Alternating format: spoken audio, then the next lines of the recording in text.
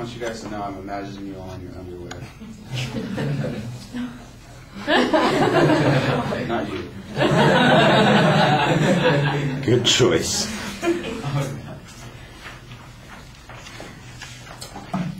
Alright, everybody. My name, as you know, is Garrett, and I'm a second-year engineering major here at Cal Poly. Today, I want to talk to you guys about firearms ownership. There's a lot of controversy over whether or not placing more restrictions on firearms will reduce crime in the United States. And I'd like to show you guys the truth, and that is that placing more restrictions on firearms purchase and ownership will actually do nothing to reduce violent crime, and it's much more likely that it will cause violent crime rates to increase. Now, besides the Second Amendment, which you hear most often from my case, there are three very true, very convincing facts that I would like to introduce to you that I believe will leave you sharing my point of view.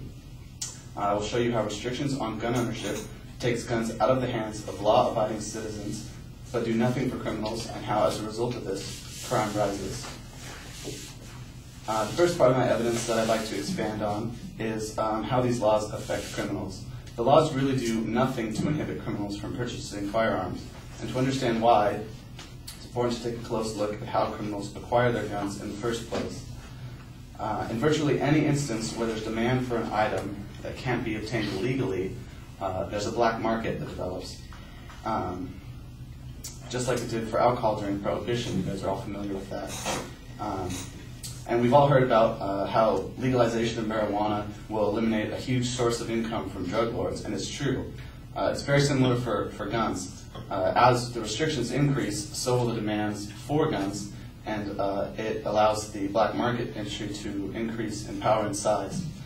Because the black market isn't really reporting its quarterly profits to the public, it's kind of difficult to estimate just how many firearms are sold out of trunks, but there's a statistic that I got from the Department of Justice that says it best. More than half of prisoners surveyed in their poll claimed that prior to their imprisonment they had owned a handgun. Less than 1/6 of those handguns had been purchased from a retail dealer. 3/4 of the felons said that they would have no trouble obtaining a gun when they were released, despite legal prohibitions. It is clear that restricting firearms will be completely ineffective because it does nothing to address the issue of a black market. It's only going to make it more difficult for law-abiding citizens to obtain guns for recreational use and self-defense. Just out of curiosity, how many of you guys have a gun in your household? So about a third, I'd say. To give you guys a little background about myself and why this is such a passionate issue for me, I'm a huge gun hobbyist. I shoot competitively in skeet and trap competitions and handgun competitions that are held by the International Defensive Pistol Association. And I actually am the creator and administrator of a gun forum website. I myself own 4 guns, and in my household there's 14 different guns. I don't mean to scare whoever's doing my evaluation. One of my very close family members has a CCW, which is a license to carry a concealed weapon at all times. They can carry them on school campuses, carry them in airports. It's something that very few people in California have. My family's fortunately never been in a situation where we've needed to use firearms to protect ourselves, but nevertheless, I take comfort in knowing that I'm less likely to become the victim of a violent robbery or a home invasion. Home invasions are a really scary thing to imagine, let alone experience. It's hard to imagine it could happen to you, but consider this. According to the FBI, there are more than 8,000 home invasions every single day in North America, and 48% of these invasions, victims sustain serious physical injuries. In fact, 38% of assaults and 60% of all rapes occur during home invasions. It's scary to think about, but chances are some of us in this room may face that situation one day.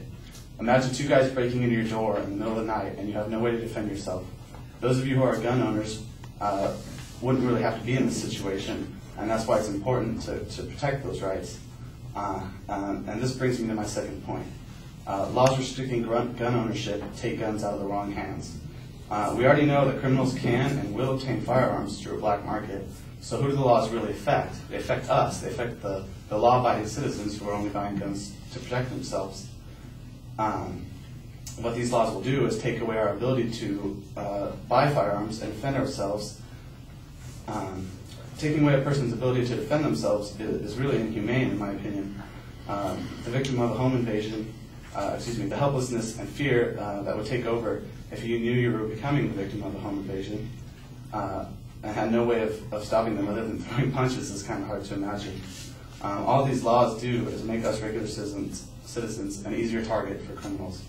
And that brings me to my third and final point, and that's that gun ownership is a crime deterrent. It's easy to understand how a gun might save your life in an instance where you were involved in a serious crime, but it's slightly less obvious to many how increased gun ownership might actually prevent crime before it starts. The fact that a homeowner might have a gun is no doubt a huge deterrent for a large number of potential criminals. I know, I'm a potential criminal. And, but as gun laws become more restrictive and the number of gun owners drop, this deterrent slowly dwindles into kind of a smaller thought in the back of a criminal's mind. Many examples of this phenomenon exist, and one statistic from Morgan Reynolds, the author of Myths About Gun Control, presents a powerful historical example of what happened in 1966. The state adopted what supporters of the law called the most stringent gun law in the nation, and one of the things that the law did was actually require a waiting period, which is something that actually exists in California. But within 2 years of that, the law being legalized or going into effect, the murder rate was up 46% and robbery had doubled. It's very easy to understand. It's kind of like declawing a cat and putting them in a room with dogs. The small chance that they have to survive is taken away. We are at risk of losing that chance, which is why all of you need to resist new restrictions placed on guns, no matter how small. Thank you.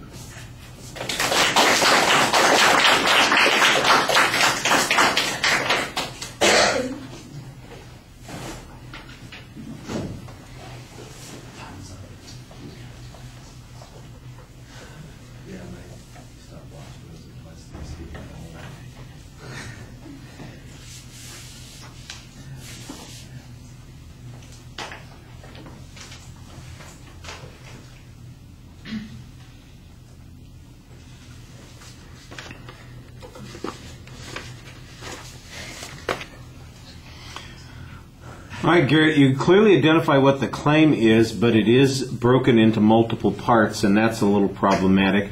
You did a good job signposting the first point, but there wasn't really a preview of what the second and third points were going to be, as it turned out that you did have 3 points, and I wasn't sure where it was going to be headed after that first point, although you got started on that first point pretty clearly. Internally, though, when you were labeling your points as you got to them, you did a very nice job labeling them. So you can clean up the organizational stuff pretty easily. I think you do a nice job building credibility for yourself by giving us some background there and using your personal experiences. That helps a good deal. You've got an explanation on each of the points about the black market and about the deterrence issue. What I think you need is a little bit stronger evidence on each of those points. For example, you make a reference to alcohol and marijuana, and there wasn't really a lot of data on that. The best data that you had that applied to that was the survey of the prisoners and their ability to obtain guns, and the high percentage that believed that they could obtain the guns without much difficulty. So I thought that that was pretty good evidence there, but the comparison to alcohol and marijuana, I think, is well explained. If we had some other data to confirm, for instance, the frequency with which people obtain guns illegally in places where they are prohibited, there are laws against people having them, particularly the prisoners that you're talking about, I think that would extend your argument a little bit more effectively. The home invasion issue, you certainly get an emotional appeal going on there, but we're looking for the logical argument here, and there's not any data about people being able to fight off home invasions because of the weapons. It's all just kind of this hypothetical situation. Unless people are sitting at the TV with the remote control in one hand and the gun in the other, I'm not exactly sure how the home invasion thing is prevented by having a gun. The deterrence issue that you have, I think, is the good argument there.